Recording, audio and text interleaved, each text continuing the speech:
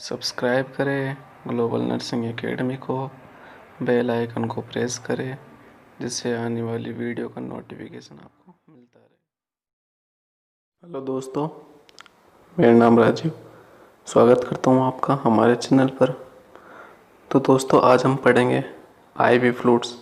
कौन कौन से आईवी फ्लूइड्स प्रेजेंट होते हैं जो कि यूज़ किए जाते हैं। सबसे फर्स्ट आता है एनएस मतलब नॉर्मल सलाइन। सेकंड है डीएनएस मतलब डेक्सट्रोज नॉर्मल सलाइन, ठीक है। थर्ड टाइप इसका आरएल मतलब रिंगल लैक्टेट। फोर्थ आईवी फ्लूइड्स आता है वो है D25% मतलब डेक्सट्रोज 25%।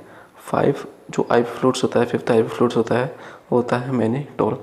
ये अभी स्टार्ट करने से पहले इसकी प्राइस की बात आती है तो ये मार्केट में 20 से 30 रुपये 20 to 30 रुपये के बीच में ये अवेलेबल हो जाता है। सबसे पहले नॉर्मल सलाइन की बात करते हैं, ठीक है।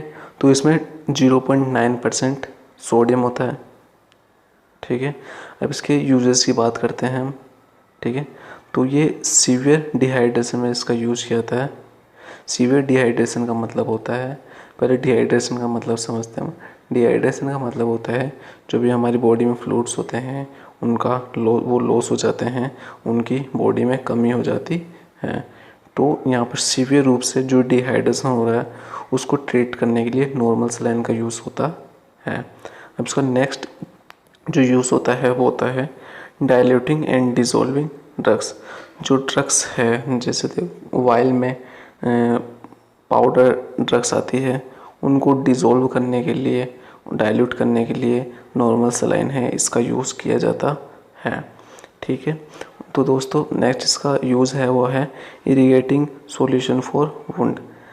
जो यदि किसी व्यक्ति के चोट लग गई, वुंड बन गया, तो उसके वुंड को क्लीन करने के लिए उसका नॉर्मल सलाइन का यूज़ होता है। अब जो नेक्स्ट फ्लूइड होता है, आईवी फ्लूइड होता है, उसका नाम है DNS डेक्सट्रोज नॉर्मल सलाइन, ठीक है। देखो, नॉर्मल सलाइन है उसमें हम 0.5% यदि डेक्सट्रोज मतलब होता है ग्लूकोज, यदि 5% डेक्सट्रोज ऐड करते हैं काय में, नॉर्मल सलाइन में, तो वो क्या बन जाता है, DNS डेक्सट्रोज नॉर्मल सलाइन बन जाता है।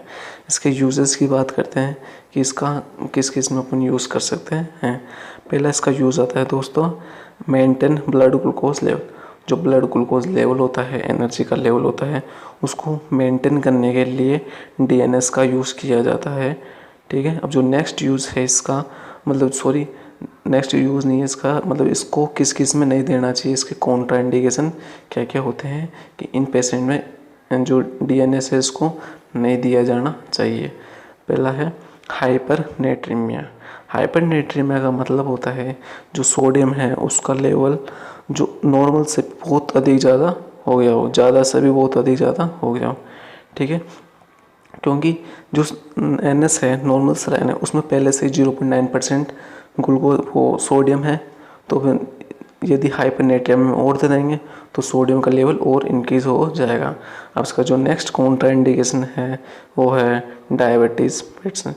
जो डायबिटीज़ का पेशेंट होता है, मधुमेह का पेशेंट होता है, उसमें भी इसको नहीं दिया जाता है, ठीक है, क्योंकि उसमें पहले ही ग्लूकोज का लेवल वो एबनॉर्मल है। तो उसमें थर्ड आईवी फ्लूइड्स आता है वो है आरएल की फुल फॉर्म होती है रिंगल लैक्टेट, और इसको हार्टमान सॉल्यूशन भी बोलते हैं। हार्टमान एक साइंटिस्ट था जिसने ये आरएल है इसको डिस्कवर किया था, इसलिए इसको हार्टमान सॉल्यूशन भी बोलते हैं। इसके कंपोनेंट की बात करते हैं तो इनके कंपोनेंट में पहला आता है सोडियम क्लोराइड, ठीक है। जो नेक्स्ट इसमें कंपोनेंट होता है वो होता है सोडियम लैक्टेट। नेक्स्ट कंपोनेंट होता है इसमें पोटेशियम क्लोराइड। और फोर्थ कंपोनेंट होता है वो है कैल्शियम क्लोराइड, ठीक है। जो रिंगल लैक्टेट है उसका यूज़ की बात करते हैं तो पहला यूज़ आता है बर्न। जब पेशेंट बर्न हो जाता है, जल जाता है, तो उसमें जो फ्लूइड वॉल्यूम है वो मतलब प्रॉपर नहीं होता है, तो उसको प्रॉपर करने के लिए रिंगल लैक्टेट का यूज़ किया जाता है। ठीक है, इसका नेक्स्ट यूज़ है डिहाइड्रेशन। डिहाइड्रेशन मतलब जो फ्लूइड है वो लॉस हो गया है, उसको मेंटेन करने के लिए रिंगल लैक्टेट का यूज़ किया जाता है। जब पेशेंट को डिहाइड्रेशन होता है तो सबसे अधिक मात्रा में जो फ्लूइड का यूज़ किया जाता है वो है रिंगल लैक्टेट। जो अदर फ्लूइड है उनसे ज़्यादा रिंगल लैक्टेट का यूज़ किया जाता है। ठीक है, जो फोर्थ आई फ्लूइड्स आता है उसका नाम है D10, D5 एंड D25। पहले हम D10 की बात करते हैं। यदि डेक्सट्रोज मतलब ग्लूकोज, यदि 10% जो ग्लूकोज है डेक्सट्रोज है उसमें यदि 0.45% 0.45% NaCl मिला दिया जाए तो D10 बन जाता है। ठीक है, उसके बाद में D5 की बात करते हैं। D5 मतलब डेक्सट्रोज 5% मतलब ग्लूकोज 5% में यदि हम 0.45% NaCl मिला देंगे तो D5 बन जाता है। अब इनके यूजेस की बात करते हैं। पहला इनका यूज़ आता है दोस्तों हाइपोग्लाइसीमिया, मतलब हाइपो मतलब होता है कम, मतलब डिक्रीज। ग्लाइसीमिया मतलब जो ग्लूकोज का लेवल है वो कम हो जाता है, उसमें भी पेशेंट को इन D10 और D5 का यूज़ करते हैं। जो नेक्स्ट इसका यूज़ आता है दोस्तों इंसुलिन शॉक। इंसुलिन शॉक मतलब ये हमने खाना खा लिया लेकिन हम जो इंसुलिन की थेरेपी है वो लेना भूल गए, तो क्या हुआ, इंसुलिन का एक अटैक आएगा, उसको इंसुलिन शॉक बोलते हैं।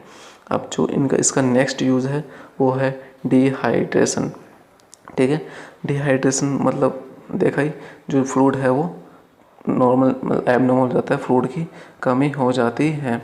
जो नेक्स्ट है D25%। इसका यूज़ की बात करते हैं। Use in emergency in hypoglycaemic, मतलब जो ये D25 है इसको हम इमरजेंसी में यूज़ करते हैं। ठीक है, इसलिए इसको रखा जाता है कहाँ पर, क्रैश कार्ट होता है, जिसमें क्रैश कार्ट क्या होता है, एक इमरजेंसी जगह होती है जहाँ पर जो भी पेशेंट को इंट्यूबेट करते हैं, ऑक्सीजन सप्लाई करते हैं, वो सारा जो भी CPR के लिए जो इंट्यूबेट करते हैं, जो भी एडुकेट अपन को जो इक्विपमेंट चाहिए होते हैं वो सब क्रैश कार्ट में रखे होते हैं। तो ये D25 भी क्रैश कार्ट में रखा होता है। ठीक है, अब जो नेक्स्ट फिफ्थ जो फ्लूइड होता है, आई फ्लूइड होता है, उसका नाम है मैनिटोल 20%। ठीक है, मैनिटोल 20% है, इसको हम ओस्मोटिक डायूरेटिक बोलते हैं। जो डायूरेटिक्स होती है हम फार्मा में पढ़ते हैं, डायूरेटिक क्या करती है, यूरिनेशन करवाती है। ठीक है, ओस्मोसिस का उपयोग करके यूरिनेशन करवाएगा क्या, मैनिटोल। इसके यूजेस की बात करते हैं। पहला यूजेस आता है इसका सेरेब्रल एडेमा। जब पेशेंट को सेरेब्रल है उसमें एडेमा हो जाता है ना, स्वेलिंग हो जाता है, तो उसमें मैनिटोल का यूज़ करते हैं। नेक्स्ट यूज है इसका ओलिगो यूरिया का मतलब होता है जो पेशेंट का यूरिनेशन है वो 400 ml से भी कम हो जाता है, मतलब 400 ml से नीचे तक यूरिन आएगा। ठीक है, तो पेशेंट को यूरिनेशन कम होगा, तो यूरिन को इंक्रीज करने के लिए मैनिटोल का यूज़ किया जाता है। ठीक है, जो नेक्स्ट यूज़ आता है वो है इंक्रीज इंट्राओकुलर प्रेशर। जब इंट्राओकुलर प्रेशर मतलब जो आई होती है हमारी, उसमें एक्वस ह्यूमर फ्लूइड होता है। ठीक है, जब एक्वस ह्यूमर फ्लूइड की वजह से जो प्रेशर है वो इंक्रीज़ हो जाता है, तो उस प्रेशर को कम करने के लिए मैनिटोल का यूज़ किया जाता है। तो आज की वीडियो हमारी यहाँ तक थी दोस्तों।